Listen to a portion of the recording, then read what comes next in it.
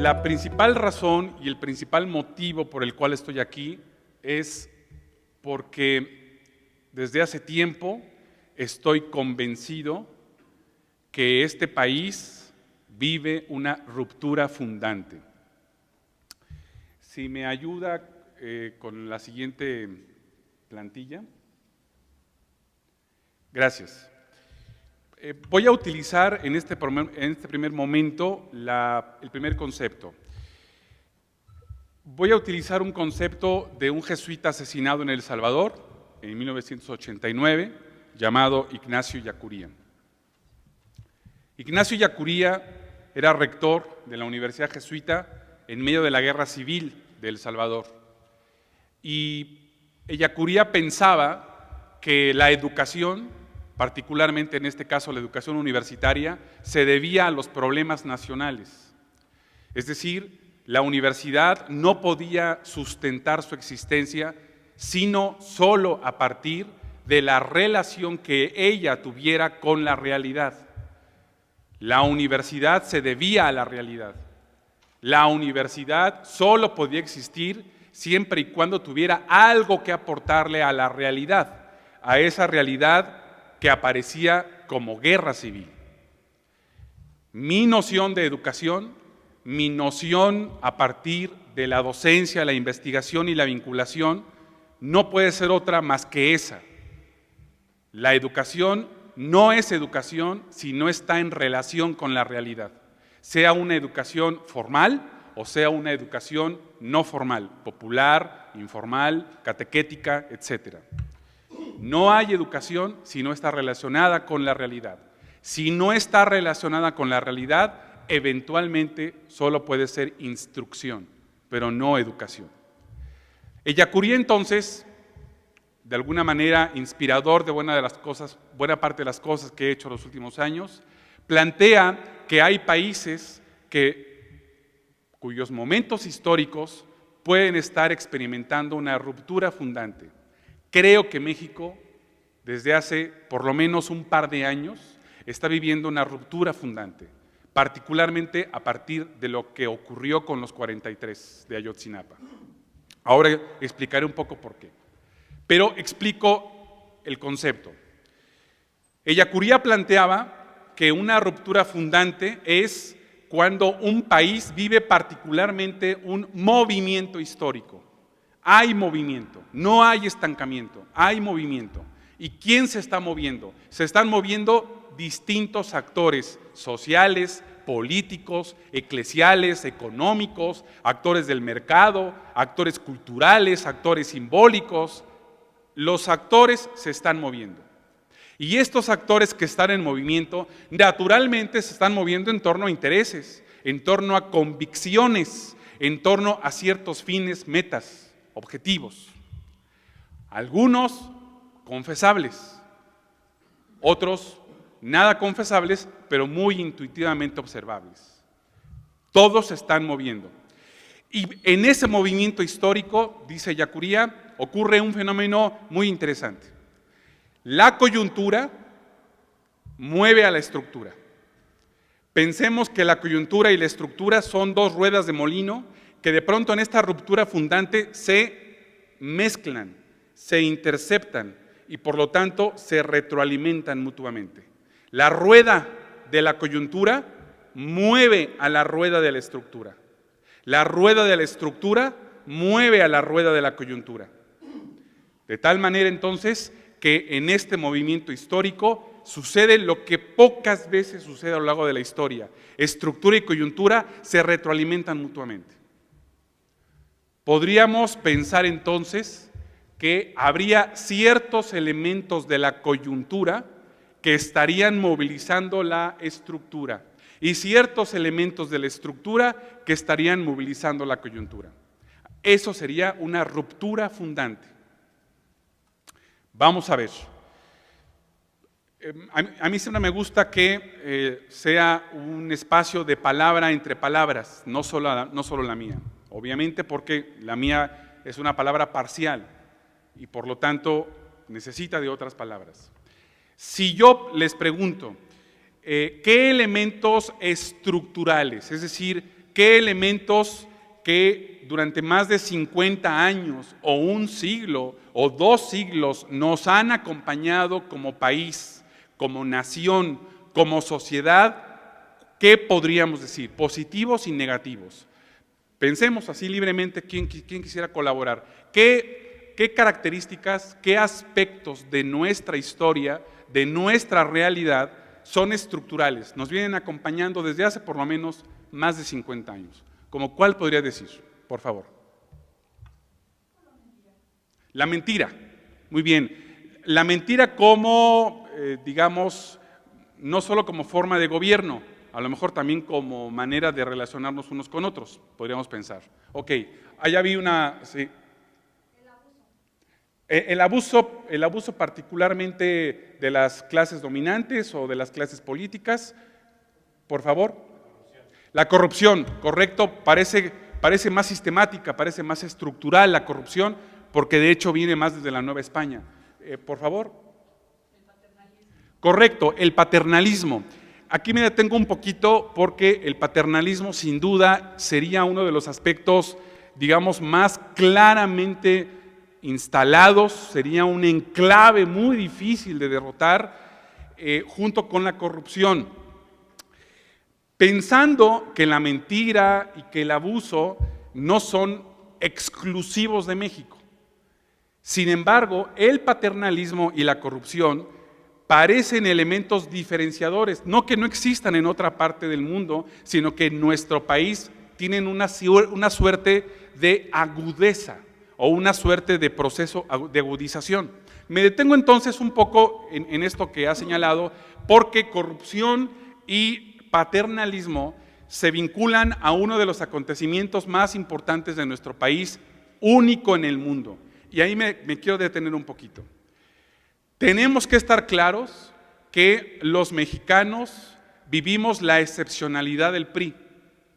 Somos el único país en el mundo que ha tenido los últimos 100 años un régimen político longevo de 7 décadas, 71 años para ser más exactos.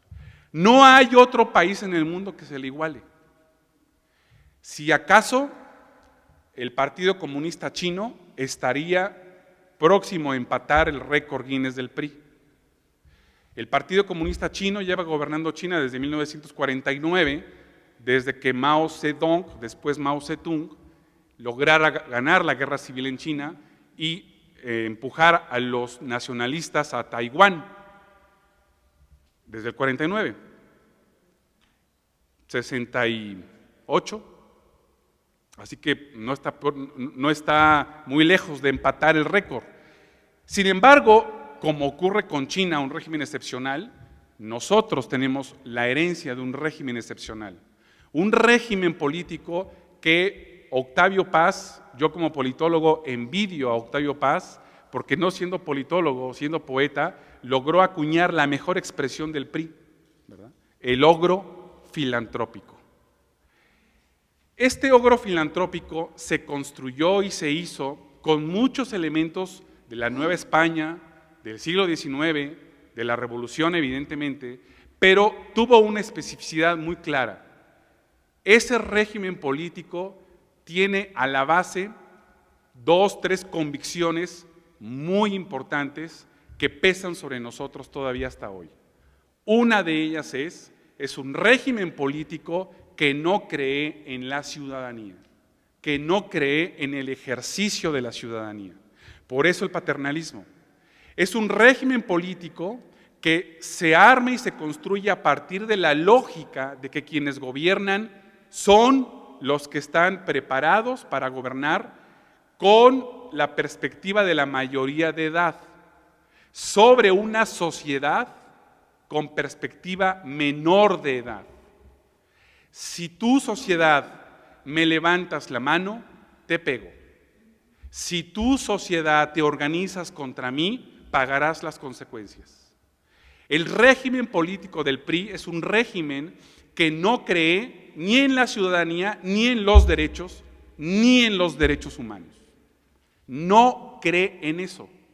Pero quizás lo más importante es no tiene una noción democrática de la vida pública. El PRI nunca la tuvo ni nunca la tendrá. ¿Y por qué nunca la tendrá? Porque existe una fórmula en la ciencia política que me parece fantástica, a partir de uno de los primeros politólogos estudiantes de los partidos políticos, que decía: todo partido político lleva la marca de nacimiento en la frente. El PRI nació en el poder, no nació fuera del poder. Y como nació en el poder, es muy difícil que crea que es posible acceder a él de manera democrática. Recordemos aquella vieja frase de aquel personaje Fidel Velázquez: con las armas llegamos al poder, solo con las armas nos van a quitar. No está muy lejos esa expresión de lo que acaba de pasar el 4 de junio en el Estado de México. No está muy lejos. Gano por las buenas o por las malas. El régimen político priista, muy interesantemente, es un régimen político que cuando se fue del poder no se fue, porque en realidad la cultura priista se pasó al PAN y al PRD, se priizó la clase política. Y con eso lo que tenemos es una perspectiva política a través de la cual los partidos políticos dejaron de tener significación, dejaron de tener lo que representaban en su momento. No cabe duda que don Manuel Gómez Morín y pues los fundadores del PRD, que ya no están, pues evidentemente pueden estar mirando su hechura con mucha lástima. Lo que en su momento fueron oposición, pues hoy se priizaron de una manera muy impresionante. Entonces, digamos, elementos estructurales muy claros, nos pesan significativamente. Agrego un elemento estructural económico muy importante. Alexander von Humboldt, cuando visitó México a principios del siglo XIX, tiene una de las frases más contundentes: este país me impresiona por su desigualdad. Alexander von Humboldt hace más de 200 años, 200 años. En 200 años, este país no ha dejado de ser desigual. Y cada día la estructura económica y salarial fortalece esa desigualdad. Nos hemos acostumbrado a ella, forma parte de nuestro ADN, pareciera ser. Esos elementos estructurales ahí están pesando. Pero agreguemos algunos positivos, estos son los negativos. ¿Ustedes creen que hay elementos positivos estructurales que hemos ido cargando durante más de un siglo? ¿Habría un par? Por favor. La catolicidad, siempre como toda religión, como diría Emil Durkheim o Max Weber, tiene sus componentes positivos y negativos. Y sin embargo yo creo que muchos de los aspectos de la religión católica, y estoy pensando sobre todo aquellos que implican no solo una manera para estar en el mundo, sino una manera para actuar en el mundo, que me parece muy importante. Correcto. ¿Qué otro elemento, por favor? Solidaridad. Correcto. Parece que una pulsión importante social, estructuralmente hablando, es, a pesar de todo, la solidaridad y que se muestra en momentos insospechados. Correcto. Quedémonos con esos. Entonces, estructuralmente diríamos, a la manera de Ellacuría, estructuralmente nos acompañan elementos que pueden dinamizarse en ciertas coyunturas. Estoy pensando que la coyuntura, como sabemos, puede ser un periodo de tiempo que puede ser de una semana o puede ser de 5 años. Un periodo de tiempo en la historia que catapulta ciertos procesos. ¿Qué elementos creen ustedes positivos y negativos nos han acompañado los últimos 5 años y pudieran justamente ser característicos de esta coyuntura, la coyuntura mexicana? ¿Qué elementos nos acompañan positivos y negativos? ¿Cuáles podrían decir ustedes que nos han caracterizado estos años y no antes, no hace 10, no hace 15, no hace 20, los últimos 5 particularmente? ¿No sería la ignorancia? Bueno, quizás más bien la ignorancia como todo, digamos, una ignorancia de la sociedad mexicana, de una parte. No, y de los partidos políticos, porque Si vemos el árbol genealógico de los partidos políticos, ya entre todos están relacionados, son parientes ya. Correcto. A lo mejor eso nos llevaría más bien al elemento de la partidocracia, más que a la ignorancia, pero bueno, podemos tomarlo. ¿Qué más? ¿Qué otros elementos, coyunturalmente hablando, dinamizan la coyuntura mexicana? Por favor. Correcto. Tendríamos que decir definitivamente que un elemento coyuntural es el papel que juega en nuestras sociedades el crimen organizado. Por ejemplo, particularmente en Puebla, que es donde yo me he afincado desde los últimos 10 años, en la Ibero, ¿qué llama la atención? Pues llama la atención que en su momento Puebla, Ciudad de México y Querétaro aparecían como los estados neutrales para el crimen organizado y para los principales cárteles que habían hecho esta federación de la que se habló en un momento dado y que dio posibilidad a elegir territorios neutrales y que en los últimos años se ha resquebrajado totalmente. Veamos lo que ha ocurrido particularmente con el fenómeno del huachicol, del Triángulo Rojo, que ha arrojado una impresionante escalada de violencia en Puebla particularmente. El crimen organizado desplegándose de muchas maneras, dispersándose con esta política irresponsable de Felipe Calderón, en la que lo único que hizo fue agitar el avispero. Lo que tenemos y lo que vimos en Ayotzinapa, fíjense ustedes qué paradoja, es muy interesante. Mientras el gobierno federal perseguía al Chapo Guzmán, es decir, a un líder de un cártel muy poderoso en el mundo, como el cártel de Sinaloa, con presencia en los 5 continentes, una transnacional de las drogas, uno podría decir, y al mismo tiempo un cártel que tenía que ver con lo que ocurrió en Ayotzinapa, en Iguala. La pregunta es, ¿y qué tuvo que ver el cártel más poderoso de México ahí, en uno de los acontecimientos sociales y políticos más intensos? Nada. Es decir, en realidad el Chapo no era un problema de violencia, sí los otros cárteles, y sí los cárteles más pequeños, los Rojos, Guerreros Unidos y muchos otros cárteles que no hemos oído. Es más, ustedes se acordarán que en realidad, si no es por el caso Ayotzinapa, no habíamos oído del cártel Guerreros Unidos, salvo los que viven ahí, en ese triángulo. Entonces, ¿qué tenemos? Que en realidad la dispersión del crimen organizado nos ha arrojado que el cártel que dirige el robo de combustible en el Triángulo Rojo de Puebla, pues es un cártel pequeño que tiene un impresionante dominio en los 10 municipios cercanos a la capital de Puebla, pero quien quiera irse en coche o en autobús de la Ciudad de México a Puebla puede ver que en la autopista están vendiendo justamente el combustible ilegalmente, justamente ahí en la autopista. Es decir, parece que no es solo que hayan logrado comprar a la policía local o a la policía estatal. La gran pregunta es, ¿y la policía federal? ¿Verdad? Entonces, digamos, crimen organizado. ¿Qué otro elemento? Algo sería el pecado social, donde errores, donde antes se denostaba cosas complicadas y feas, ahora es parte, si nos espantamos, pero se ha vuelto parte de nuestra sociedad, parte de nuestras familias. Correcto. Voy a avanzar un poco más adelante con eso que usted acaba de decir, que me parece muy relevante. Zygmunt Bauman hablaba de sociedades adiafóricas. Sin duda, una característica de los últimos años en México es que ha prevalecido, se ha empoderado la sociedad adiafórica.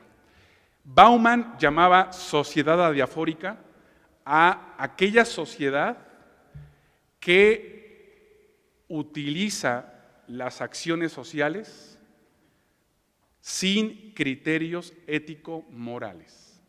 Es decir, ya no cabe en nuestras acciones, en nuestras actitudes, en nuestras conductas el criterio ético. Prescindimos de él. Y por lo tanto, la sociedad adiafórica se convierte en una sociedad sin sentido, sin responsabilidad. Sin duda, otro elemento característico de este tiempo. Por favor. Yo creo que uno positivo es que la sociedad civil estamos enterados de lo que sucede de una forma más rápida. Correcto, muy bien. A diferencia de otro tiempo, a diferencia quizá de los últimos años, parece que la coyuntura nos estaría ofreciendo una diversificación de la sociedad civil, quizás un aumento de la sociedad civil, todavía no con la capacidad, todavía no con la fuerza, todavía no con la articulación y organización que quisiéramos. Todavía no con esa capacidad que en su momento desearíamos que tuvieron los guatemaltecos para deshacerse de su presidente. Los guatemaltecos, nuestros vecinos del sur, lograron tirar a su presidente todavía en funciones. Y qué envidia que nosotros no hemos logrado dar ese paso social. Se explica, tiene una explicación todo esto, pero efectivamente no hay que desestimar lo que ha pasado con la sociedad civil mexicana, que sin duda alguna ha ido creciendo. Hasta aquí la dejaría porque si no, no nos alcanza todo lo que tengo que compartirles. Luego entonces, ¿qué es la ruptura fundante? La ruptura fundante es esto, una estructura que comienza a dinamizar la coyuntura y una coyuntura que comienza a dinamizar la estructura. Dice Ellacuría entonces, una ruptura fundante que moviliza este tiempo. Pero ojo, Ellacuría plantea dos direcciones de ese movimiento. Primer movimiento, movimiento hacia adelante. Los actores sociales, políticos, eclesiales, culturales, simbólicos, estos actores logran a través de esta interacción, a través de esta movilización, a partir de esta articulación, logran caminar hacia adelante, logran dar un paso adelante y por lo tanto logran mejorar las condiciones de esta coyuntura y de esta estructura. Logran dar un paso adelante. Y en ese sentido construyen bien público, construyen bien común y se ve reflejado en algunas acciones, en algunas políticas, en algunos hechos y en algunos acontecimientos. Hay un paso hacia adelante, no gratuito, resultado del movimiento histórico. Pero plantea Ellacuría, pero no es el único movimiento posible. El otro movimiento posible es dar un paso hacia atrás. Los actores sociales, políticos, los actores criminales que están viendo cómo se organiza la sociedad, que están apreciando cómo comienzan a tener cada vez más presión, por supuesto que defienden el statu quo, por supuesto que defienden la manera como han ganado, por supuesto que defenderán que este esquema de desigualdad de este país a ellos les beneficia, que este esquema de violencia estructural a ellos les beneficia, que este esquema de una sociedad atemorizada, miedosa o desinformada a ellos les interesa y con eso ganan y por lo tanto van a hacer lo posible para que esto se sostenga. Es más, si se puede radicalizar, mejor. Y por lo tanto van a tratar de impedir no solo los cambios que cierta parte de la sociedad está empujando, sino van a querer que esto vaya más para atrás. ¿Y qué ocurrió en el 2012? En el 2012 eso fue lo que ocurrió. El gobierno del PRI, el gobierno de Peña Nieto, lo que hizo fue regresar muchas cosas que a lo mejor milimétricamente habíamos avanzado. Y se fue para atrás. Y los que en su momento dijimos, esto si gana el PRI de Peña Nieto va a ser la restauración autoritaria. Aunque no habíamos avanzado mucho en democracia, teníamos algunas cosas, quizás insignificantes, pero que permitían alentar siguientes cambios. Lo que tuvimos inmediatamente en la toma de posesión de Peña Nieto fue darnos cuenta que regresaba justamente el peor PRI de los PRIs posibles. Y regresó. Y regresó con todo lo que eso ha supuesto. Regresó porque lo más increíble de esto es que regresó el PRI del logro, pero no el PRI de la filantropía. Ni siquiera el de la filantropía. Regresó el PRI caquistocrático.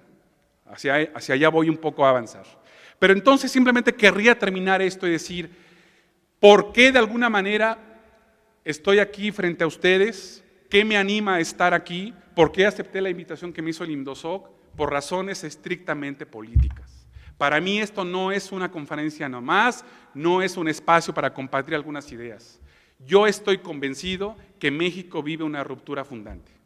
Estoy convencido que cada paso que podamos dar, quienes creemos en el movimiento histórico, es fundamental para evitar que demos o sigamos dando pasos hacia atrás.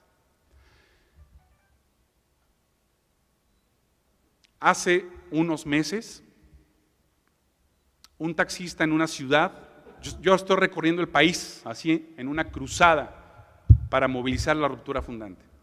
En una ciudad, un taxi me recogió en la madrugada, iba a dar un taller con unos profesores, y el taxista me mira por el retrovisor y me dice: ¿le puedo hacer 3 preguntas que estoy haciendo a mis clientes?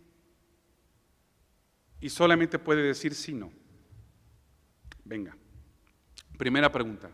¿Está usted de acuerdo que por todo lo que está pasando en el país, ha llegado el momento en que los mexicanos hagamos algo? Por supuesto que sí. 96% de mis clientes han dicho que sí. Venga la segunda pregunta. ¿Está usted de acuerdo que por lo que está pasando en el país, ha llegado la hora de empezar a matar políticos?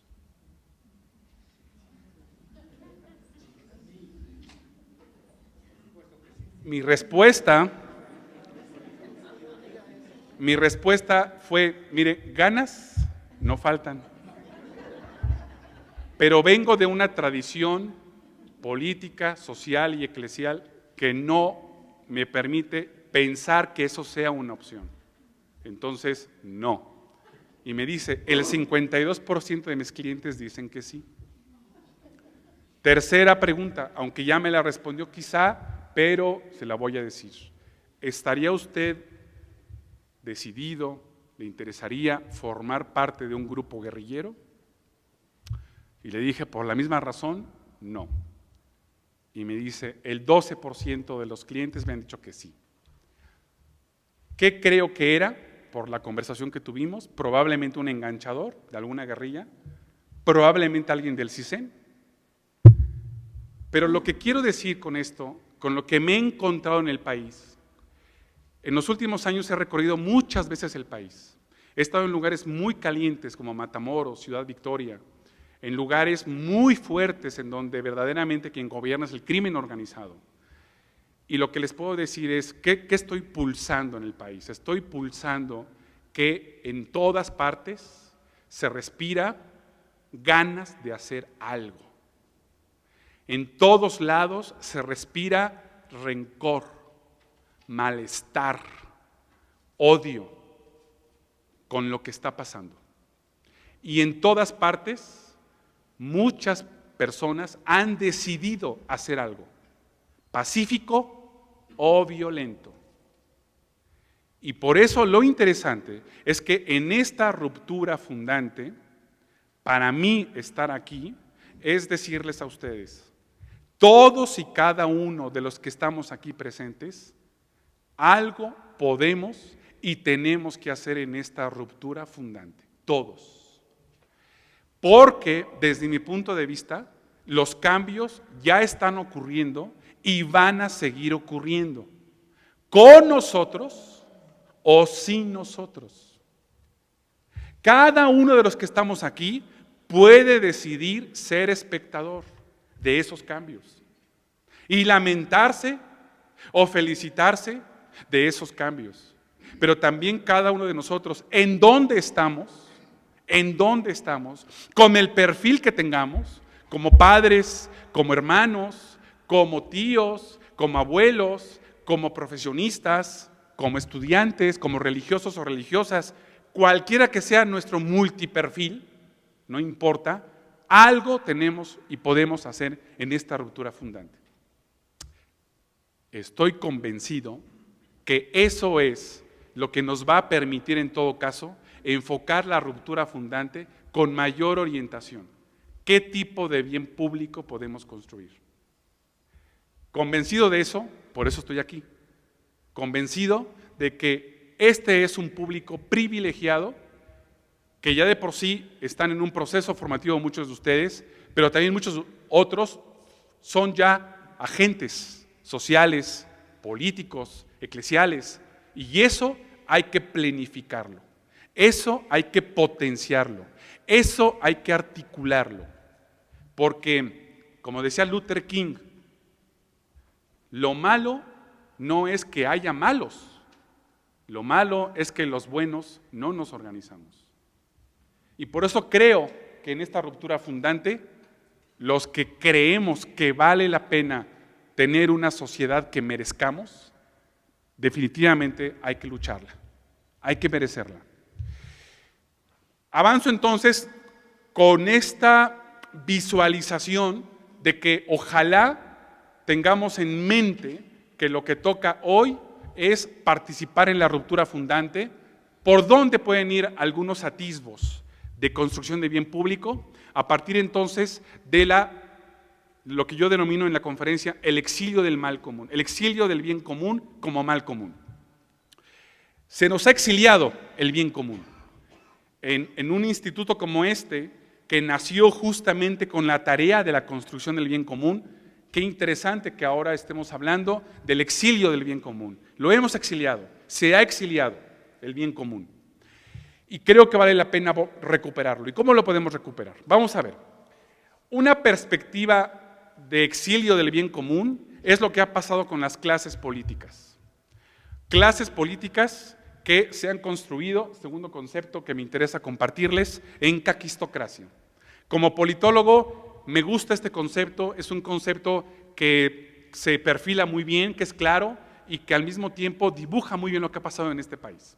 Caquistocracia, según Bovero, es un concepto que significa el gobierno de los peores. El gobierno de los peores. Caquistocracia.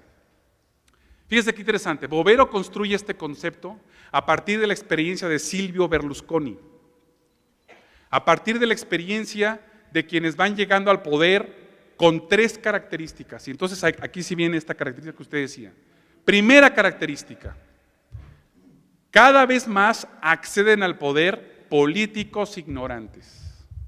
Cada vez más llegan al poder empresarios o gente que no precisamente como antes sucedía, que los políticos tenían cierta capacitación, cierta formación, incluso decíamos, iban al extranjero a formarse, pero ahora ni eso.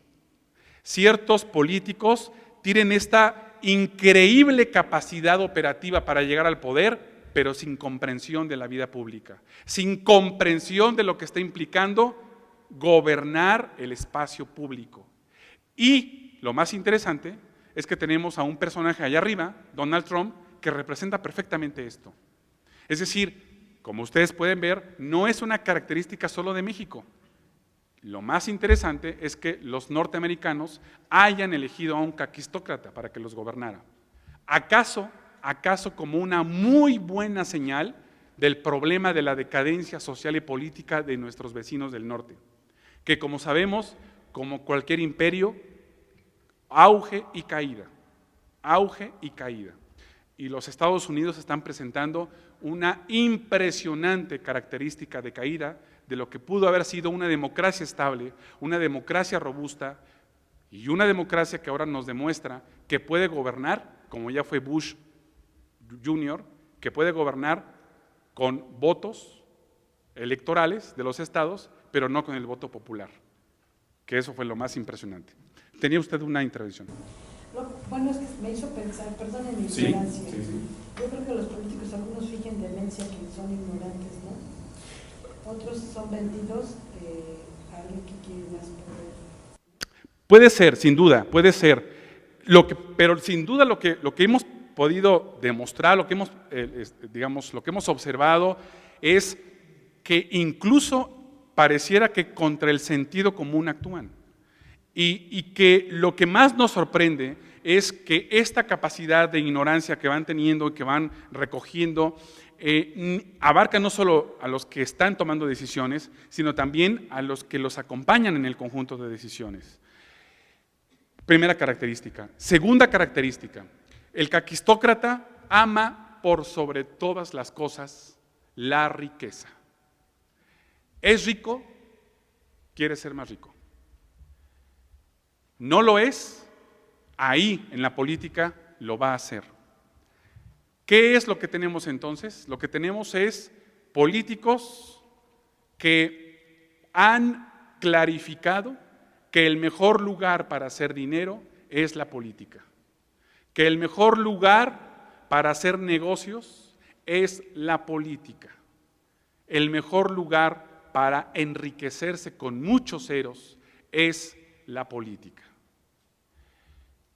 Y por eso lo más impresionante es que el secretario de Comunicaciones y Transportes salga a decir: lamentamos la muerte de los 2 hombres que en el socavón de Cuernavaca murieron, pero yo no me voy de donde estoy, porque uno de los principales lugares para hacer dinero es el lugar de las obras, el lugar en donde se inflan los precios, en donde se inflan las obras y en donde sale mucho dinero para el político en cuestión. Y por eso lo que vemos en todo el país es que los presidentes municipales, los gobernadores y los presidentes les encanta la obra, les encanta la obra.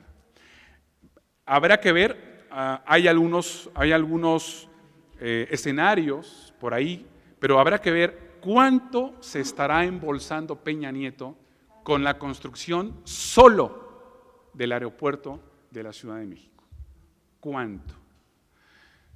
Por lo pronto, el conjunto de obras, ahí están, ninguna de ellas con el precio original, ninguna de ellas con la calidad estimada, ninguna de ellas con la calidad profesional que esperaríamos de una obra decente. Cada obra deja un dinero a quien la prospectó, a quien la licitó o a quien la entregó. Hace poco, hablando de lo que pasó en el Estado de México, muy sencillo, un expresidente del IFE ha dicho muy claramente: ¿quién financia las campañas? Básicamente 2 financiadores: los empresarios que invierten para recoger 100 o 1000 de los 10 que hayan entregado, y el crimen organizado. Es decir, ¿dónde está el dinero? ¿Quién financia? Entonces, por eso, en la caquistocracia son los políticos los que de alguna manera nos van diciendo: ¿por qué me interesa la política? Pues porque es un excelente lugar para enriquecerse, para hacer negocios. Segunda característica.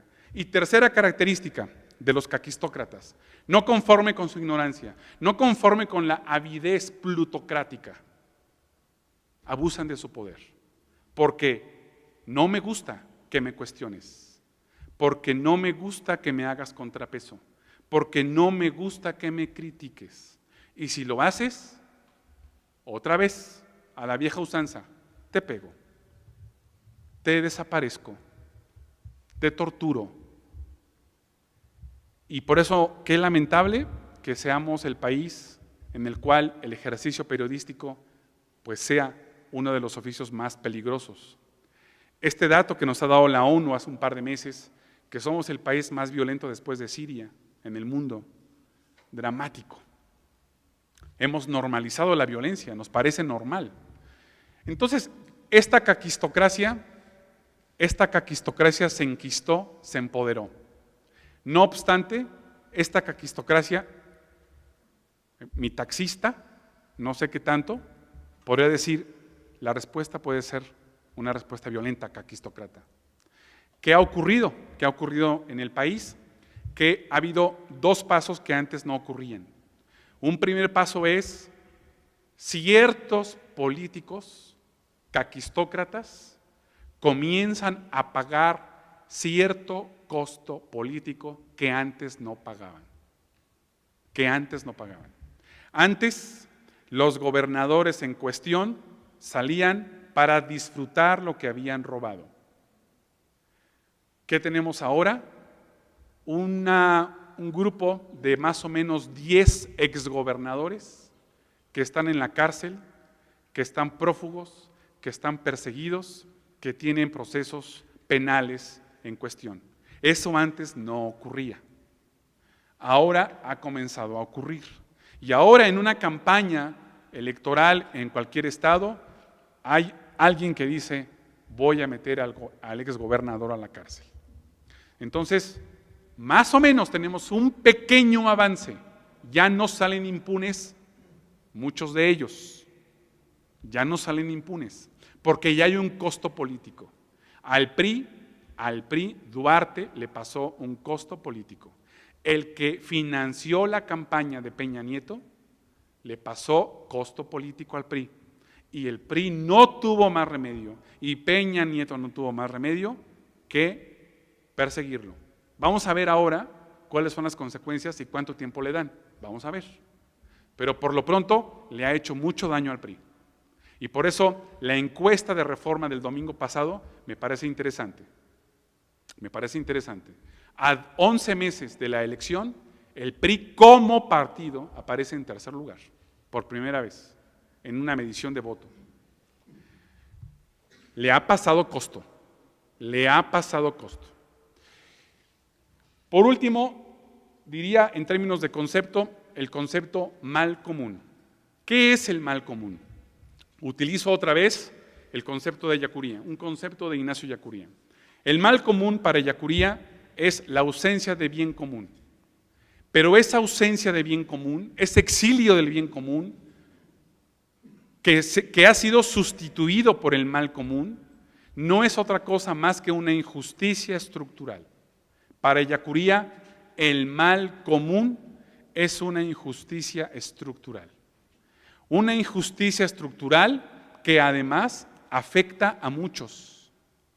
Y afecta a muchos en uno de los principales aspectos que nos debieran interesar, en su dignidad, en la dignidad de las personas. El mal común entonces sería la enquistación de una injusticia, pero que se ve agudizada esta por algo que a mí me interesa mucho trabajar con mis alumnos, con mis públicos.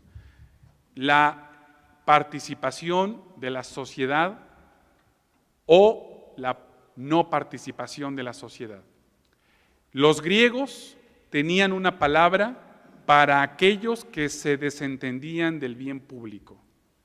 Los griegos creían que aquella persona que no le interesaba el bien público, que no le interesaba su barrio, que no le interesaba su colonia, que no le interesaba su país, su polis, era un idiota. Un idiota. De idiotez, el que no le interesa el bien público. Me parece que en este momento una parte del mal común es justamente eso. Un sector, felizmente no toda, un sector de la sociedad mexicana enquistada en la idiotez, es decir, en la no ocupación, en la no preocupación de la vida pública. Es decir, ¿a mí qué me importa? ¿A mí qué me interesa? La indiferencia, la ignorancia o simple y sencillamente la desidia. Ahí existe en todas las sociedades, pero creo que en la nuestra se agudiza por lo que decíamos al principio del elemento estructural, porque venimos de un régimen político que en los hombros y en nuestras espaldas nos legó la herencia de la no participación, de la no concientización pública y social. Como todo en la vida, toda hegemonía tiene una resistencia. Y aún en el priato siempre hubo un sector de la sociedad crítica, pensante, pero siempre fue pequeña, siempre minoritaria. Y desde ahí venimos, creciéndola quizás, persistentemente creciéndola. Pero insisto, todavía nos hace falta implicar a mucha parte de esa sociedad que no se implica. Adelante, por favor, en la siguiente. Entonces, explico muy rápidamente. ¿Qué sería el mal común? Sería una negatividad encarnada y generada en y por las estructuras sociales, que niega o bloquea la personalización y humanización de la mayoría de la humanidad. o de un cuerpo social en una determinada altura procesual del proceso histórico, definición de Ignacio Ellacuría. Entonces es una negatividad estructural, una realización sociohistórica que ahí está presente. Siguiente, por favor. Este mal es un mal histórico y fíjense cómo lo cataloga Ellacuría. Es el poder del mal como principio tópico del mundo. Es la erección del mal en principio, en poder objetivo. A mí me parece muy interesante este planteamiento porque es un planteamiento en el que no da miedo hablar del mal, no en cuestiones religiosas, sino en cuestiones sociales y políticas. No da miedo hablar del mal en cuestiones no teológicas, sino en cuestiones históricas. El mal objetivo, el mal cotidiano. Espero que nos acordemos de este planteamiento que hizo Hannah Arendt en su momento, cuando la enviaron de la revista New Yorker Review en los 50s a cubrir el juicio a Himmler en Jerusalén, este nazi encargado de los campos de concentración, y regresa a escribir un artículo que provocó mucho escándalo y mucho ruido en la propia comunidad judía de Nueva York, porque lo que dijo Hannah Arendt es: ese monstruo llamado Hitler o ese monstruo llamado Himmler pudo haber sido cualquiera de nosotros. Esos monstruos son como nosotros, hombres y mujeres normales. Y claro, vaya que escandalizó, porque a eso le llamó la banalidad del mal. Es decir, el mal anida en cualquiera, solamente que a nosotros no nos han dado ese puesto, no nos han dado ese trabajo. Pero ¿qué pasa si nos dan ese trabajo? Entonces, Hannah Arendt, después de la Segunda Guerra Mundial, comienza a problematizar el problema del mal en las sociedades. Y Ellacuría no es ajeno a este planteamiento. Pensemos el mal social, el mal político, el mal enraizado como poder objetivo. De ahí que su superación no vendrá automáticamente en virtud de las leyes de la historia, ni por ninguna lógica intrínseca a la historia, sino únicamente mediante el cambio de sistema de posibilidades de que dispone la humanidad en un momento dado. Traducido, Ellacuría luego no era fácil de entender, porque como hijo y discípulo de Javier Zubiri, escribía no muy claro, muy densamente. Lo que nos está diciendo Ellacuría es: el mal común solo se va a enfrentar creando un sistema de posibilidades. Cada uno de nosotros es una condición de posibilidad. Cada uno de los que estamos aquí presentes podemos crear una condición de posibilidad. No esperemos que una ley de la historia nos permita avanzar.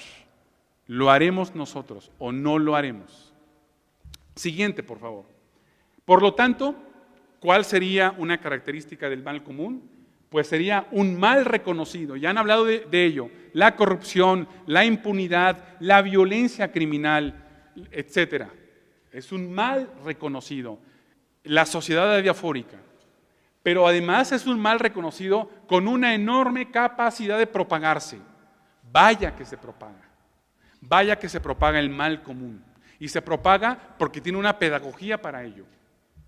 Pero además es estructural y dinámico. Está enquistado, pero ojo, es dinámico. Como cualquier proceso social, es mutable, es transformable, es cambiable. Siguiente, por favor. En ese sentido, ¿cómo traduciríamos muy rápidamente este mal a nuestro tiempo y a nuestra cotidianidad? Pues tomo algunos elementos de Lipovetsky, algunos elementos de Bauman y otros filósofos y sociólogos que han pensado el mal en nuestro tiempo más posmoderno, más del siglo XXI. Me voy muy rápido.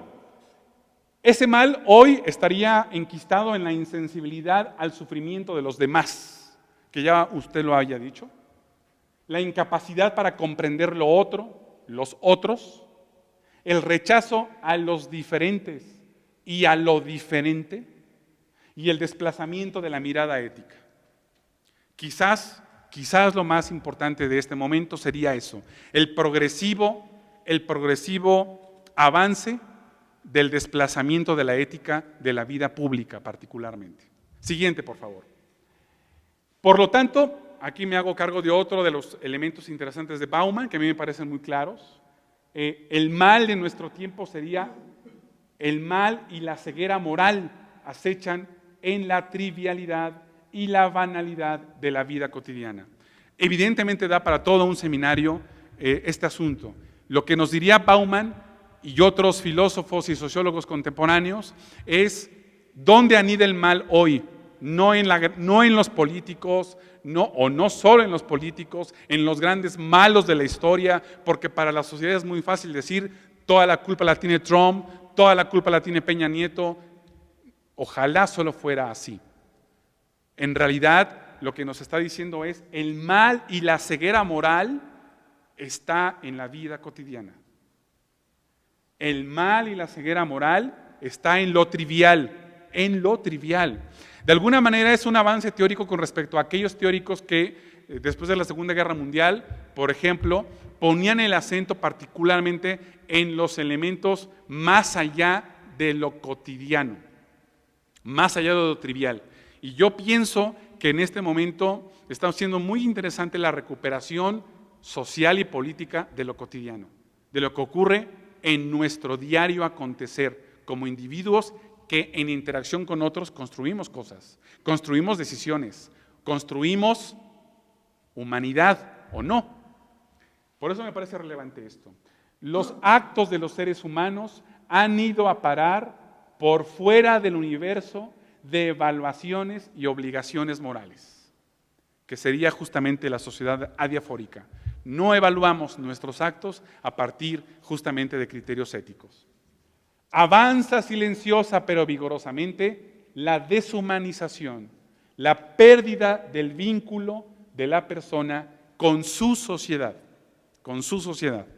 Entonces digamos que quizás un poco esta característica del mal común en nuestro tiempo sería justamente esto, que los individuos están perdiendo esto que para los griegos era fundamental, mi polis, mi ciudad.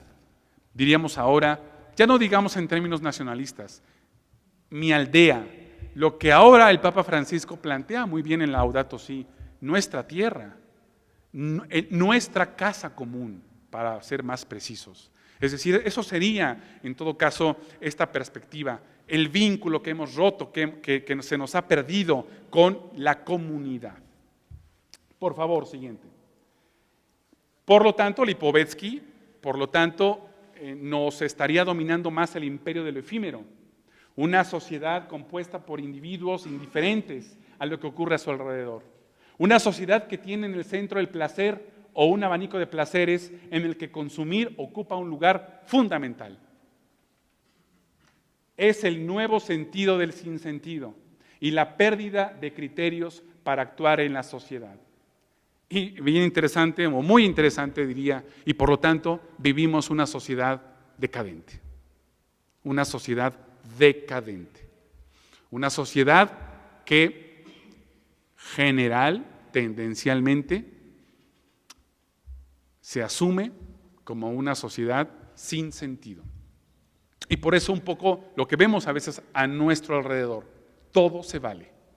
Lo que a veces observamos y apreciamos, todo se vale. Nada me limita. ¿Quién me detiene? ¿Quién se hace responsable de los actos que emite? Siguiente.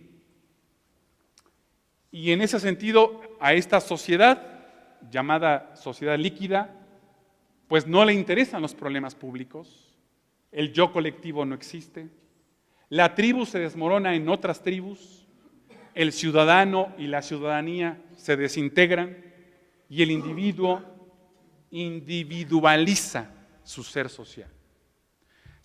No abordo más, serían algunas características del mal común, algunas características del exilio del bien común como mal común, tratando de llevar al terreno de lo cotidiano, al terreno de la banalidad, al terreno de nuestro diario acontecer, al terreno de la pérdida del sentido comunitario, a la pérdida de la polis, a la pérdida de lo que importa en términos del yo colectivo. Siguiente, me voy a ir un poco más rápido. ¿Cuál es alguna consecuencia de esto? ¿Qué pasa cuando los ciudadanos dejamos de hacer ciudadanía o no lo somos? Simplemente no lo somos. ¿Qué pasa? Pues lo que pasa es que el poder y el dinero se convierten en la única razón de ser de la política. Entonces, ojo, porque es una consecuencia, no es una causa. La consecuencia del mal común en la sociedad se representa después en la política. La política no es la causa, es la consecuencia. Ya lo decía Marx en su momento. Y por eso el poder y el dinero, cuando se convierten en la única razón de ser de la política, ésta se deslegitima, pues no nació para sustentar la ambición y la codicia, sino precisamente para evitar que la ambición y la codicia generalizados nos lleven a la guerra civil permanente. ¿Qué es lo que le puede pasar a este país en la ruptura fundante si nos vamos para atrás? La guerra civil. La guerra civil, porque yo sí estoy claro de que hay mucha gente en el país que ya lo hace, que ha tomado la violencia como opción y que no querría quitar ese renglón, ese dedo en el renglón. Muchas personas en el país han decidido hacer justicia por su propia mano. La cantidad de pueblos y de comunidades que linchan es cada vez mayor, cada vez mayor. Es decir, la guerra civil, perdónenme, no está muy lejos, no está muy lejos. Y con la polarización política que vamos a vivir y que estamos viviendo de cara al 18, más. Con la irresponsabilidad de los discursos de odio en la política. Lo que comenzamos a ver cada vez más en nuestros procesos electorales son discursos de odio, son discursos de este es un peligro, etcétera. Es decir, los discursos no a favor de, sino en contra de. Y eso, ustedes lo saben perfectamente, la palabra es la primera pistola que tenemos a la mano. La palabra es el primer cuchillo que hiere. Y de ahí a la acción, solo un paso. Por eso, en la medida en que la política esté concentrada en la ambición y la codicia, que eso parece dominar a nuestros políticos, eso nos va preparando a un terreno definitivamente, ojalá, que no llegue. Por favor, siguiente. Los regímenes no democráticos carecen de fundamento moral. Y por eso afirmamos, lo que hemos vivido en México es un retroceso democrático muy importante, a pesar de que no habíamos avanzado democráticamente mucho. Pero por eso estamos en la posibilidad de poder decir, el régimen político que nos gobierna, no el gobierno, ojo, el régimen político, es decir, el régimen de partidos políticos que existe y el régimen de institucionalidad que nos rige, es un régimen que carece de fundamento moral. Y carece de fundamento moral porque niegan una ética pública. Porque niegan una ética pública. Para ellos, la ética pública no existe. Y no existe porque les limita en su capacidad para hacer negocios y les limita en su capacidad para ser contrapesados y les limita justamente en este criterio democrático de que existan pesos y contrapesos. Y como niegan la ética pública que les limite y les legitime su autoridad, pues evidentemente ocurre lo siguiente. En tales supuestos, por ello, toda actuación política tendente a reforzar el régimen es corrupta. La corrupción política se expande sin control, carente de referentes de integridad, ya todo se vale. No hay límites para la maldad, que es lo que vamos apreciando. No importa si la obra que yo construí era mala y que se mueran algunas personas. Lástima, efecto colateral. No hay límites para la maldad. Siguiente. Y finalmente, por eso diríamos que vivimos una época del posdeber, una época en la que Kant quedó muy atrás, en la que el más allá del deber contribuye al reino del individualismo sin regla. Cultura que celebra el presente puro, estimula el ego, la vida libre, el cumplimiento inmediato de los deseos. Hace duales a las democracias, produciendo al mismo tiempo la normalización y la anomia. Más integración, más exclusión, más autovigilancia higienista y más autodestrucción, más horror a la violencia y más trivialización de la delincuencia. Es decir, vamos viendo unas cosas y otras, unas cosas y otras, y unas cosas y otras, porque las sociedades evidentemente van presentando, por un lado, quienes pelean el derecho a que no haya límites y quienes estamos dispuestos a que necesitamos mayor civilización humanista. Hasta aquí hay mucho más, pero creo que me he comido mucho el tiempo. Hasta aquí un panorama del exilio, del bien común como mal común. Lo pude haber abordado de muchos otros elementos, desde muchos otros elementos económicos, políticos, culturales, simbólicos. Preferí hacerlo de esta manera, sabedor de que muchos de ustedes tienen muy claro por dónde van avanzando aquello que nos duele, aquello que verdaderamente nos provoca no solo dolor, sino también al mismo tiempo que nos provoca preguntarnos si podemos salir de eso. Me gustaría pasar entonces a las alternativas, para ir cerrando. Por favor, adelante. Seguimos. Seguimos, ya no me voy a tener aquí más, seguimos. Siguiente. Siguiente. Siguiente. Ok. Hago algunas lecturas rápidas y después paso a una suerte de agenda en la cual no hago más que recuperar lo que muchos mexicanos están haciendo por construir bien público. A mí me parece que una lectura de lo que está pasando en el país también tiene que ver, obviamente, por lo que está pasando en el mundo. Ofrezco entonces una primera lectura a través de la cual me interesa, y lo estoy haciendo también, hacer política desde la economía. Como vivimos la era neoliberal agudizada en el mercado, hay una mirada en torno a que hoy por hoy la principal pulsión que vivimos en nuestro tiempo es el consumo. Si quisiéramos escoger una pulsión sería esa. Todos consumimos. Aún los más pobres entre los pobres consumen.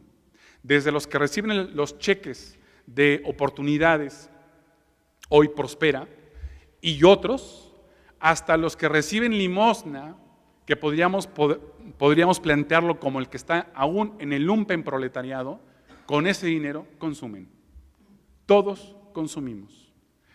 Y por lo tanto, como es una pulsión de nuestro tiempo, y es la pulsión que además explica una parte de la desigualdad, porque el consumo es en buena medida parte de la concentración de la riqueza, porque las grandes empresas, porque las transnacionales nos tienen copados con el consumo. Y por lo tanto, el consumo lo veríamos de esta manera. Vivimos una época en la que el consumismo voraz está basado en fabricar necesidades que en realidad son innecesarias. Y por eso me encanta citar esta frase de Sócrates al entrar al mercado de Atenas. ¿Qué de cosas que no necesito? ¿Se acordarán ustedes esta filiación que hay entre Sócrates y Jesús, con esta diferencia de 5 siglos? Personajes que no escribieron nada y que sabemos de ellos a partir de sus discípulos. Personajes que en su momento fueron disruptivos, personajes que en su momento fueron asesinados justamente por plantear ideas contrarias al statu quo y contrarias al sostenimiento de una política y de una economía y de una perspectiva religiosa que dominaba en su tiempo. Sócrates, ¿qué de cosas que no necesito? En nuestro tiempo es ¿qué de cosas que necesito? Y por eso el consumo aparece como uno de los elementos más interesantes de construcción de bien público. Porque hoy por hoy la idea, permítanme esta expresión, la idea nuestra es utilizar alguna filosofía del arte de la guerra de Sun Tzu. Como ustedes saben, quien haya leído alguna vez El arte de la guerra, un texto de 2 siglos antes de Cristo, plantea no solo una mirada de guerra, sino plantea una filosofía política. Y el arte de la guerra plantea que aquel golpe que es más fuerte hacia ti, regrésalo hacia quien te lo está dando y vas a poder derrotarlo. Utiliza el mismo golpe fuerte de tu enemigo. Por eso, ¿cómo sería eso trasladado a este momento? Eso sería, utilicemos el consumo. Utilicemos el consumo como lucha económica, social y política.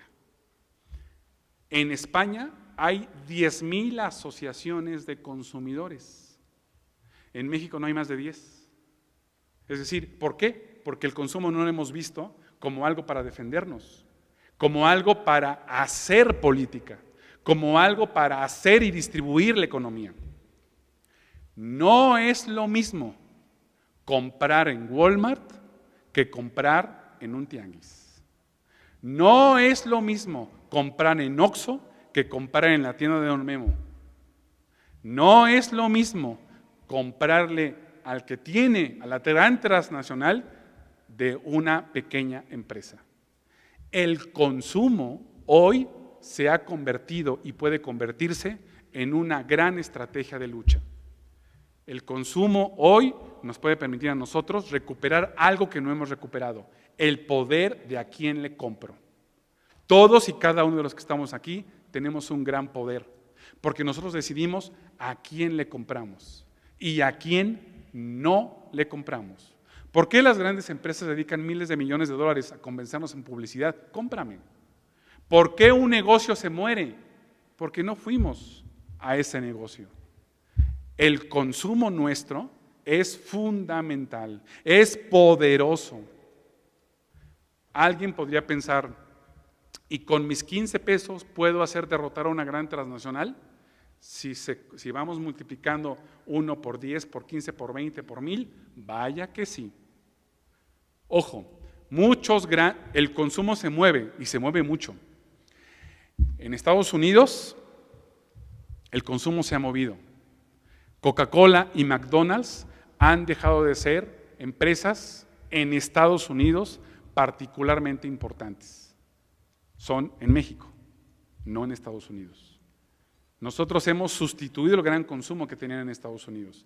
La Coca-Cola hoy en Estados Unidos gana no por vender Coca-Cola, sino por vender agua, entre otras cosas. Por eso, colegas, ¿qué me parece interesante? Que una parte de lucha está en el consumo, porque es la principal pulsión. No vamos a dejar de comprar. Si vamos a comprar, fijémonos a quién compramos. Si vamos a comprar, hagamos causa común en un criterio de economía social. Adscribámonos a una red de comercio justo. No todos los productos que comemos y que consumimos están en una red de comercio justo, pero a lo mejor podemos escoger 2 o 3 de lo que más consumimos. Siguiente, no me detengo más.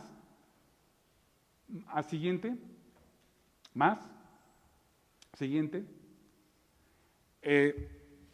Rápidamente planteo las 3 revoluciones que nos encontramos o en las que nos encontramos y doy paso a las pistas de acción y termino. Podemos afirmar que el planeta, que nuestra aldea global junto con nuestro país nos encontramos en 3 revoluciones. y que cada una de ellas es oportunidad. Vivimos una revolución del más. El siglo XXI tiene más de todo, más gente, más urbana, más sana, más educada. Lo podemos ver. ¿Por qué más sana? Hoy cada vez, como podemos apreciar, cada vez la gente, cada vez más personas viven más años. Vivimos más años. Justamente porque justamente a partir de muchos elementos médicos, la ciencia ha avanzado mucho en ese sentido, ha alargado el nivel de vida de mucha gente. Y más educada porque hoy, a diferencia de hace 50 o 100 años, el siglo XXI tiene más gente escolarizada en el mundo. Hay más escolaridad. Y también hay más productos en el mercado, como ya lo vimos, más partidos políticos, más armas, más medicinas, más crimen y más religiones. Para el 2050, la población mundial será 4 veces mayor que 100 años antes. Desde 2006, 28 países de renta baja han pasado a figurar entre los de renta media, y por eso se deshizo el G7 y el G8 a G20, porque evidentemente hay una nueva geopolítica del mundo. ¿Qué me parece interesante de esto? Que sí aterra un poco pensar que de los 7,000 millones de personas que somos, para el 2050 habrá 9,000 millones de personas. Es decir, este planeta va a tener más gente. Ya somos muchos, vamos a hacer más. Nada más que vamos a hacer más con menos recursos, con menos agua, con menos alimentos y con menos minerales. ¿Por qué? Porque hay 2 grandes empresas muy listas que han hecho una cosa que se llama prospectiva. Si hay alguien que hace estudios de lo que va a pasar en el 2050, son las empresas, las grandes empresas. Y Coca-Cola quiere quedarse con el agua. Y Walmart quiere quedarse con la distribución de los alimentos. Y ya vimos quién controla los minerales, las grandes empresas canadienses, por ahora en México. Siguiente. Perdón, antes. Entonces, por lo tanto, yo animaría a que pensáramos, ¿cómo nos insertamos en la revolución del más, los que estamos aquí? ¿Qué queremos que suceda más?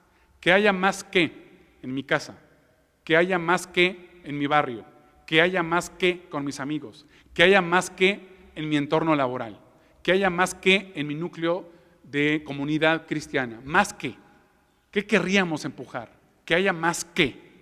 Cada uno de nosotros podríamos traducirlo, más que, más lectura, más concientización de la realidad, más consumo justo, más compra con pequeñas y medianas empresas, más que. Ahí hay muchas cosas que podríamos plantear, que haya más que. Siguiente, en la movilidad, correcto. La segunda revolución de la movilidad. La ONU nos ha planteado que hay 214 millones de personas que viven fuera de sus países de origen, un 37% más que hace 20 años. Es decir, estamos viendo una época en donde la gente se está movilizando, no solo los pobres, porque tenemos diásporas étnicas, religiosas, profesionales, y estas diásporas están cambiando el reparto de poder entre las poblaciones y dentro de ellas.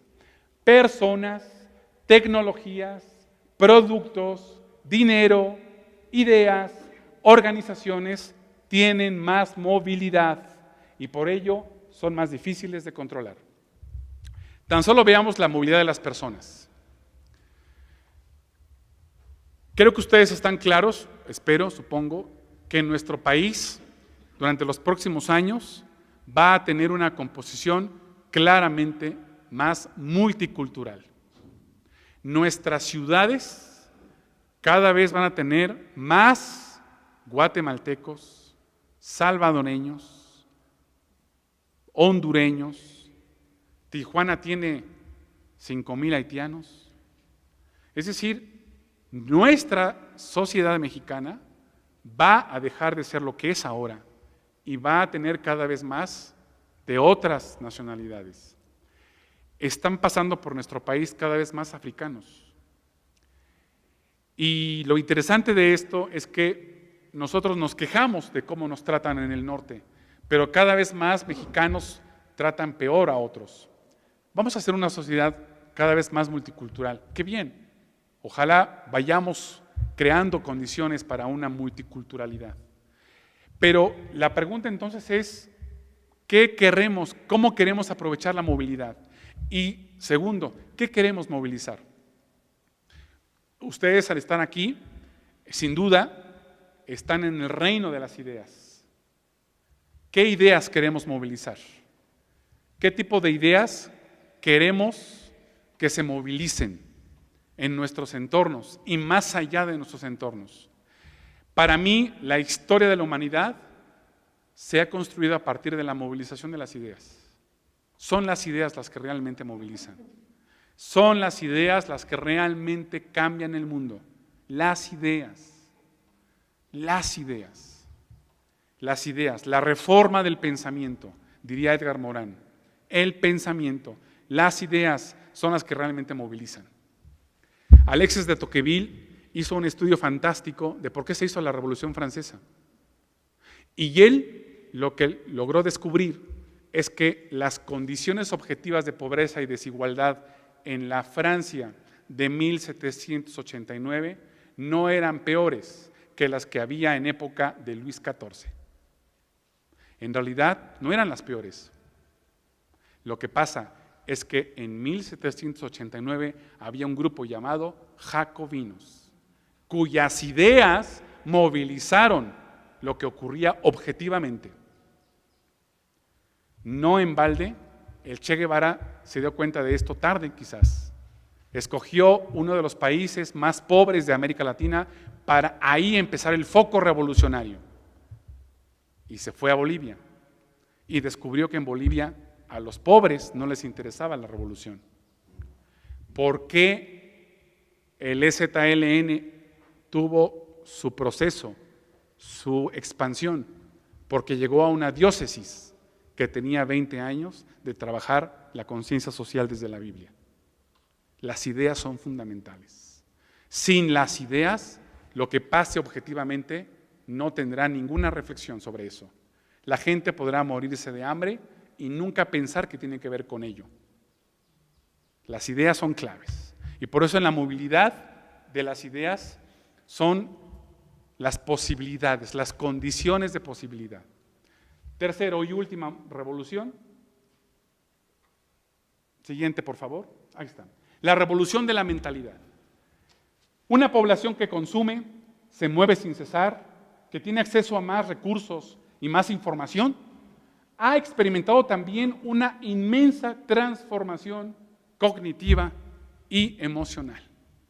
Qué impresionante. Ahí está la interlocución. Lo cognitivo, lo emocional. Existe cada vez más consenso en todo el mundo sobre la importancia de las libertades individuales y la igualdad de género, así como la intolerancia al autoritarismo, entre muchas otras ideas. La insatisfacción con los sistemas políticos y las instituciones de gobierno, pues también es absolutamente global. Es decir, por supuesto que la mentalidad va cambiando con la revolución de las ideas. Y por eso, qué interesante que podamos advertir cómo nos sumamos a esta revolución de la mentalidad. ¿Qué queremos movilizar? ¿Qué reforma del pensamiento querríamos hacer? Ahora sí, permítanme concluir con algo que yo me he encontrado en todo el país y que simplemente lo sistematizo a partir de 10 acciones, 10 pistas de acción, 10 acciones de construcción de bien público, que no es inventar nada, es solamente reconocer lo que ya está pasando, ampliarlo, planificarlo. Por favor, adelante. Para abrevar un poco de chusco, a mí me parece feliz esta idea, me parece feliz. Los políticos y los pañales se han de cambiar a menudo y por los mismos motivos, ¿verdad? A mí me parece que hay que hacerlo, porque huele mal cuando están mucho tiempo. Creo que es un principio fundamental y por eso hay que quitarles el poder rápidamente. No podemos permitir que ahí estén mucho tiempo. Es muy sano. Oye, es que el otro no estamos seguros que vaya a ser mejor. No importa. Créeme que al que le quites el poder lo va a lamentar, porque insisto, es quitarlo del negocio. Ahora sí, vamos a las alternativas. ¿Qué he visto en este país? Son muchas pistas, cada quien puede escoger una, dos. Una, vincularnos a la agenda de la defensa y de los defensores de los derechos humanos en el país. ¿Por qué? Porque la gran pregunta es ¿quién defiende hoy a los defensores de derechos humanos, que son los principales objetivos, no solo del espionaje de Peña Nieto, sino también de las cloacas que tienen los gobiernos en donde operan los servicios secretos y son los que operan justamente los golpeteos, las torturas, etcétera, etcétera. La estrategia de desaparición.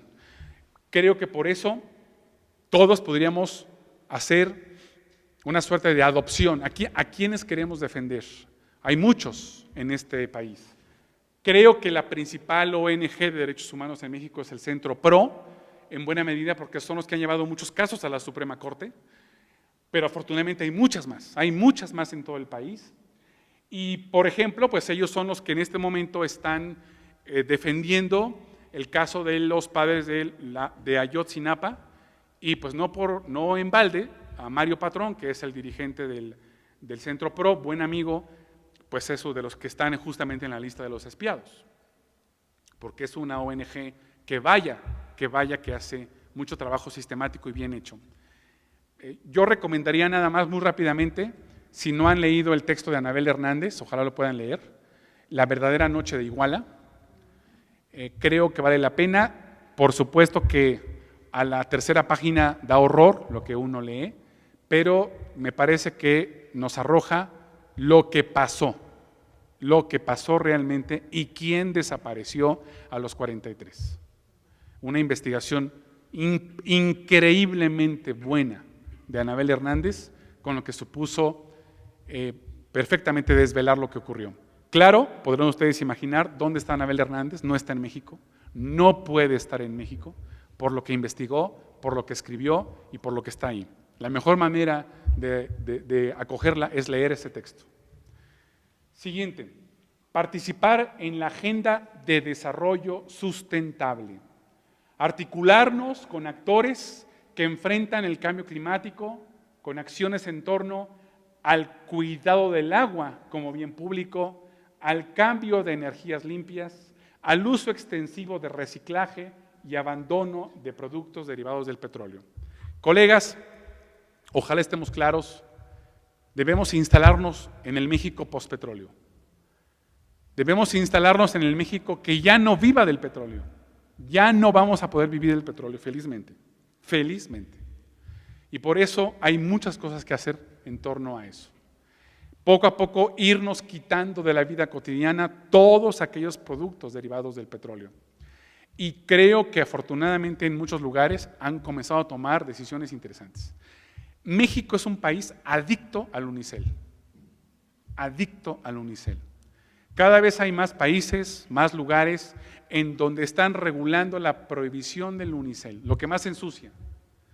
Y son cosas simples, pero que cuando podemos tomar la decisión, qué trabajo cuesta quitar el unicel, es increíble. Por eso es bien interesante decir que cambien otros, yo no, porque tenemos muy arraigados los hábitos no sustentables. Ahí hay muchas cosas que podemos empujar. Tercero, fomentar la participación ciudadana en causas locales, barriales, de defensa de medio ambiente, talleres de análisis de la realidad. Pensar globalmente, actuar localmente. Estoy convencido que en este país lo que importa en términos de transformación social es lo local, de lo local a lo nacional. Hay muchas personas que creen que necesitamos quitar al presidente para que cambie la cosa. Es lo local. La vida local importa mucho. Es ahí donde se juega el desarrollo del país, en la vida local. Y claro, ¿qué pasa en nuestro país? Un país federal. El nivel de gobierno más cercano a la población es el que tiene menos recursos y menos atribuciones. El nivel de gobierno más lejano a la población es el que tiene más recursos y más atribuciones. Vivimos al revés. Nunca realmente hemos vivido en su justa dimensión el federalismo. Siguiente. Participar en procesos electorales ya sea votando por algún partido o candidato o anulando el voto, se vale también. Pero bajo la consigna, no importa quién gane, lo importante es cómo gobierna, que la ciudadanía presione para tener agendas gubernamentales con orientación al interés público. Aquí me detengo porque vamos a tener 11 meses de mucha guerra sucia en este país. Mucha guerra sucia.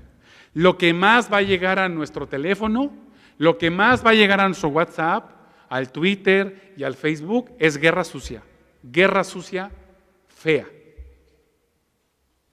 Permítame decirlo en estos términos. Va a haber guerra de mucho excremento. Mucha. Tenemos que estar preparados para eso. Y sin embargo, por eso creo que ojalá sea una postura. La verdad no vale la pena pelearse, ni por un partido, ni por un candidato. En muchas partes de este país hay comunidades enfrentadas por defender a un partido político, por defender a un político.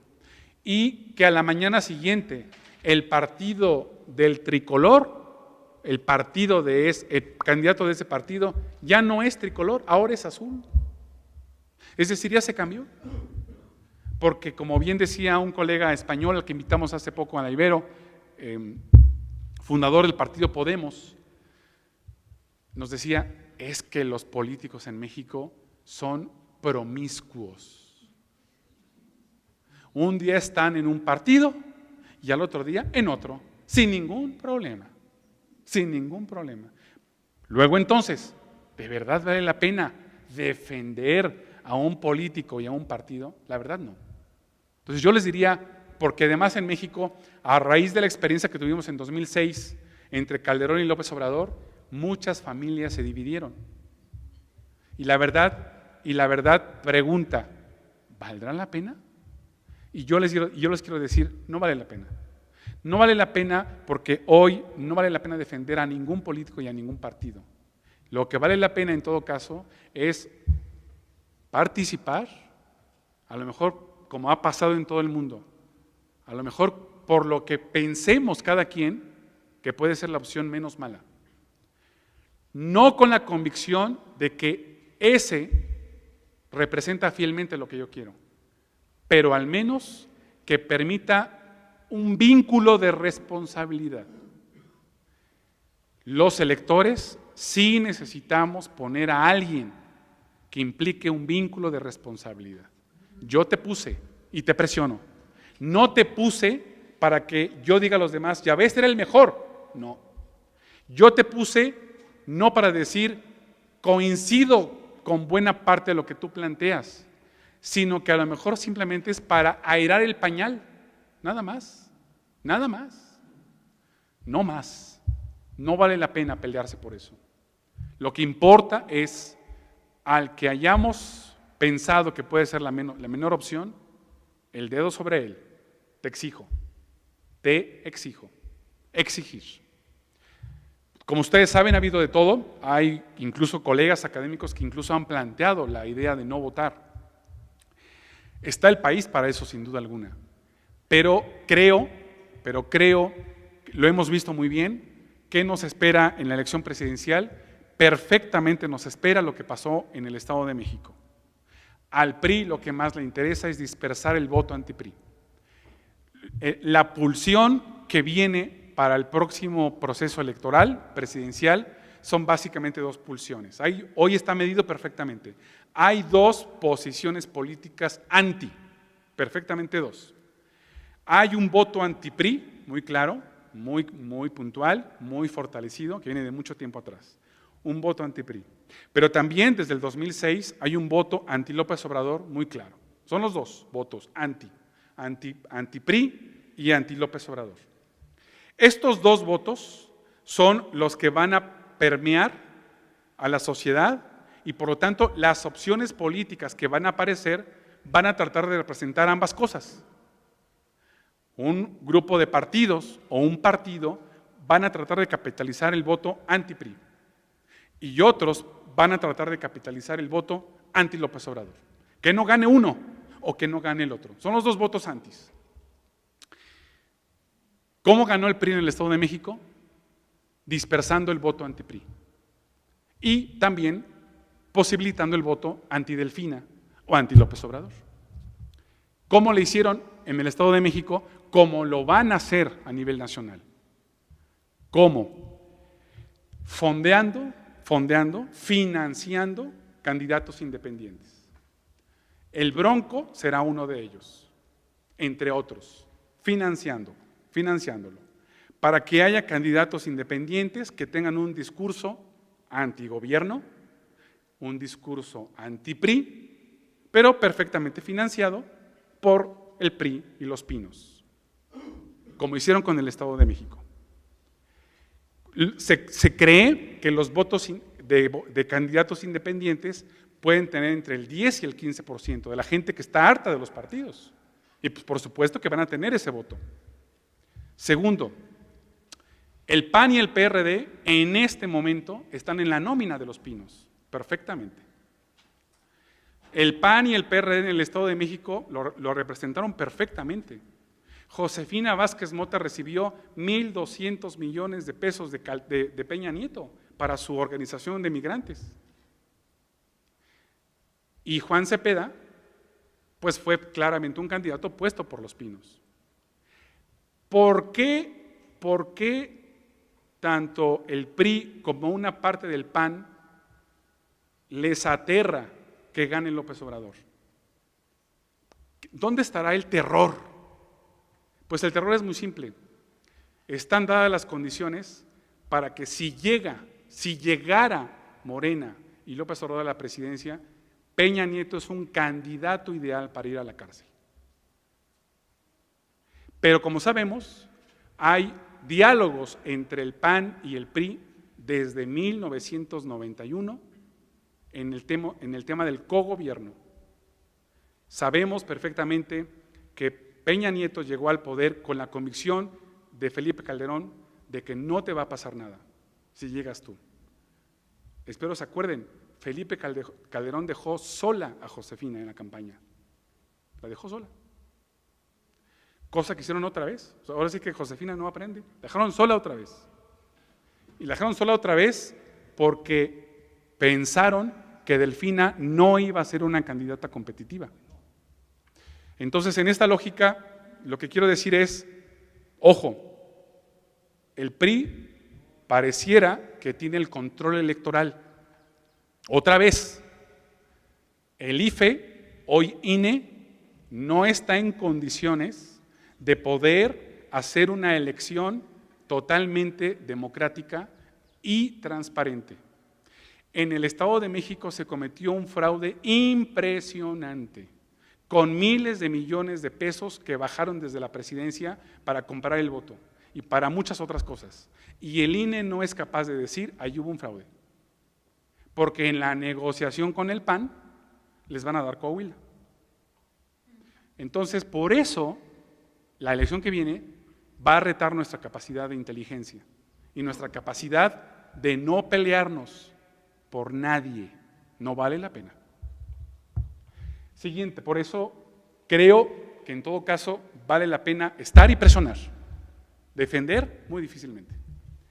5. Trabajar en agendas relacionadas con transparencia gubernamental, lucha contra la corrupción, presión y propuesta legislativa.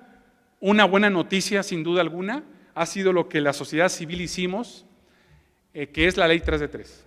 Los políticos se han defendido como gatos boca arriba contra la ley 3 de 3 y contra el Sistema Nacional Anticorrupción. ¿Les duele? ¿No les gusta? Están deteniendo todo el sistema porque, por supuesto, ha sido un golpe que no pudieron detener. Hay que seguir insistiendo sobre eso. Pensar que además de ciudadanos somos consumidores, pensar a quién le compramos, privilegiar a los pequeños productores mexicanos y no necesariamente a las marcas transnacionales. Hacer uso del poder del consumidor, exigir mejores tarifas y mejores servicios. Nada más recuerdo un dato muy relevante. Por favor, yo no sé de aquí, de ustedes, quién revisa concienzudamente su recibo telefónico o quién revisa concienzudamente su recibo de Telcel o de Movistar. Los animo a que lo hagan, porque nuestro amigo Carlos Slim nos manda a nuestro recibo telefónico del teléfono fijo, a veces cada mes, auxilio vial, 39 pesos. ¿Qué? Llamo. Oiga, ¿por qué viene una cosa en mi recibo que dice auxilio vial 39 pesos? ¿Qué usted no lo pidió? No, no lo pedí.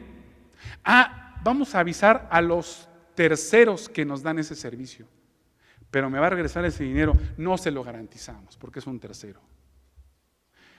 Hay 20 millones de teléfonos fijos en México. ¿Cuántos de esos 20 millones revisan mensualmente ese recibo? A lo mejor el 10%. Carlos Slim se embolsa unos 500 millones de pesos al mes por una cosa que no pedimos. Por eso, ¿por qué? Porque somos consumidores que no hemos dado el paso de poder exigir que me den lo que yo pedí y que no me pongan lo que no pedí. Pero fíjense qué interesante. Ahora revisemos el otro, el de Telcel. Son 112 millones de cuentas de teléfono celular, el cual Slim tiene el 70%. Y pasa exactamente en lo mismo. La otra vez me llegó un juego que yo había bajado en mi teléfono. Oigan, yo le digo, ¿sabe qué hago con mi teléfono? Yo no uso internet en mi teléfono. Entonces, ¿cómo lo bajo? Pues veía cómo lo bajé. No pude bajarlo. Nos lo ponen automáticamente. 25 pesos. ¿Cuántos millones no habrán bajado un juego? Entonces, ojo, colegas, el consumo importa. Siguiente. 7. Trabajar para reconstruir el tejido social a través de la cultura de la paz, el diálogo, el fortalecimiento de los vínculos, la organización social, el trabajo por los otros. En un momento donde el país vive esto, varias universidades, varios colectivos, estamos trabajando mucho la reconstrucción del tejido social a partir básicamente de intervención en comunidades violentas. Desarrollar una agenda por la salud pública, enfrentar la obesidad infantil y de adultos, desterrando de los hábitos la comida chatarra y alentando a los productores de amaranto, por ejemplo, y otros productos nutritivos mexicanos. México tendencialmente es adicto a la comida chatarra y correr la comida chatarra de las escuelas ha sido muy difícil. Yo trabajo mucho con las escuelas en un modelo de aprendizaje situado que creamos y créanme, me toca ver y lo primero que digo es, oigan, ¿me enseñas tu cooperativa? Vamos a la tiendita y ¿qué seguimos teniendo? Comida chatarra. Es increíble. Aquí hay mucho que hacer. 9. Articularse a una red de comercio justo y economía solidaria que apoye una mejor distribución de la riqueza a la hora de comprar y vender. Ya lo hemos comentado. Termino 10. Termino con articularnos para los que estemos en educación. Les comparto esta red que hemos empujado desde 2011, una red de educación en aprendizaje situado que busca transformar la realidad con educación formal, catequética, informal o popular. Una educación situada es una educación desde, con y para la realidad en la que las ciencias y las artes se vuelcan a la vida cotidiana para humanizar y dignificar. Compartía ahora con Karen, con Lucila, antier y ayer estuve en La Salle León dando un taller de aprendizaje situado. Hemos trabajado probablemente como con unos 40,000 profesores de todo el país, de escuelas públicas y privadas, este modelo. Y que hoy el nuevo modelo educativo, mágicamente ya plantea esto, ya lo plantea. Entonces, ¿qué queremos decir con esto? Que hay que mover la educación, hay que mover la catequesis, hay que mover la educación popular en el ámbito de reforzar lo que ya Paulo Freire, lo que Montessori, lo que Sócrates, lo que el propio Jesús con su pedagogía de la parábola ya había sucedido, ya había ocurrido. La vida cotidiana es el punto de partida y el punto de llegada de la educación y de la catequesis, la vida cotidiana. Y en eso estamos trabajando en el aprendizaje situado, que felizmente se ha ido a Sudamérica. Voy a estar en septiembre en Bogotá, estuve en Argentina, en Uruguay, en Paraguay. El aprendizaje situado está siendo una opción para movilizar la realidad a partir justamente de contenidos, pero de contenidos movilizados. Cierro entonces, cierro. Vengo cerrando desde hace 1 hora, ¿verdad? Venga. Cierro con un poco de sonrisa. ¿Qué les produce esta fotografía? ¿Qué alcanzan a apreciar? Una tortuga,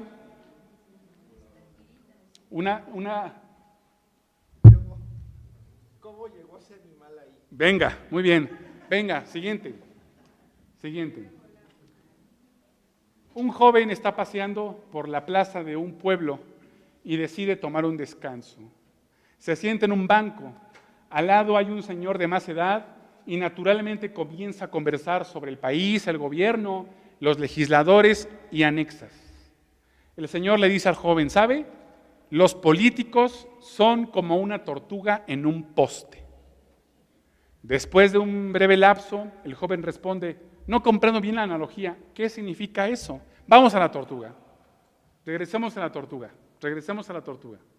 Bien, la tortuga en el poste es o representa a los políticos. ¿Qué dirían? Los políticos son como una tortuga en un poste. Alguien los puso, alguien los mantiene.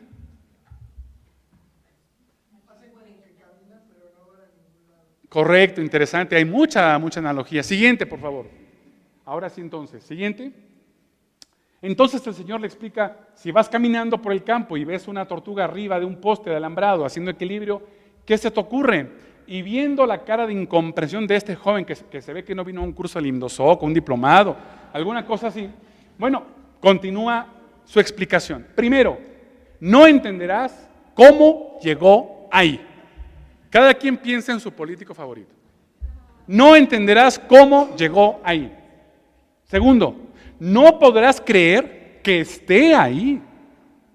Tercero, sabrás que no pudo haber subido solita ahí. Cuarto, estarás seguro que no debería estar ahí. Y quinto, serás consciente que no va a ser nada útil mientras esté ahí. Colegas, entonces lo único sensato sería ayudarla a bajar. Mi conclusión con ustedes y para ustedes es la siguiente. En las próximas elecciones, hagámoslo bien, tratemos de que ningún animal suba al poste, ¿verdad? Esta es mi conclusión.